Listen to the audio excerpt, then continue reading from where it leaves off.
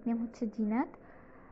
আজকের টপিক হচ্ছে introduction of coding, এটা হচ্ছে বিগিনার্সদের জন্য। সো শুরু করা যাক। রিয়েল লাইফে যদি আমাদের কোনো ব্যক্তির সাথে কথা বলার প্রয়োজন হয়, তখন এক সেট অফ ইনস্ট্রাকশন আমরা তাকে দিই, যেটা আমরা একটা ভাষার মাধ্যমে দিই। যেমন আমি এখন বাংলা ভাষায় কথা বলছি, আমরা ইংরেজিতে কথা বলতে পারি, কিন্তু যদি আমরা কম্পিউটার বা ল্যাপটপ বা মোবাইলকে দিয়ে কাজ করাতে চাই, তো ওদেরকেও বলতে হবে। বাট ইংলিশ বা বাংলাতে ওরা বুঝবে না, ওরা জাস্ট বুঝে বাইনারি, মানে 0 আর 1। এখন প্রশ্ন হচ্ছে, জাস্ট 0 আর 1ই কেন বোঝে ওরা? এই জন্যই 0 আর 1 বোঝে, কারণ আমাদের ল্যাপটপ বা কম্পিউটার হলো ইলেকট্রিক্যাল ডিভাইসেস, যা কারেন্টের মাধ্যমে চলে।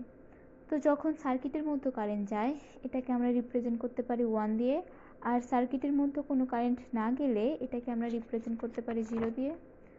বা এইটা বোঝো, ডিভাইস যখন হাই ভোল্টেজ ডিটেক্ট করে, তো এটাকে 1 দিয়ে রিপ্রেজেন্ট করবে, অথবা যখন লো ভোল্টেজ ডিটেক্ট করবে, তখন এটা 0 দিয়ে রিপ্রেজেন্ট করবে।